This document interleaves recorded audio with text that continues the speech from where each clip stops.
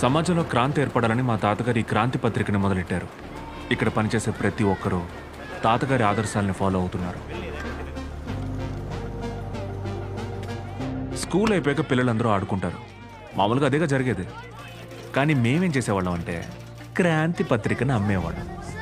దాన్ని ఒక్క ఎదవ కొనేవాడు కాదు. క్రాంతి లోకాన్ని మారుస్తుందని తాతగారు అంటారు.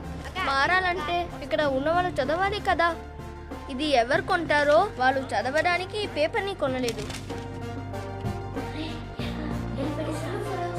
ఆ డబ్బు తీసుకెళ్లి తాతగారి డ్రావర్లో పెట్టేవాళ్ళం. ఆ డబ్బు అక్కడికి ఎలా వచ్చిందో తాతగారికి తెలిసేది కాదు. 2 కూల్ డ్రింక్ ఏనా? వద్దు, ఒకటి చాలన్నా. ఇక్కడ కూడా కూడ పడతావా?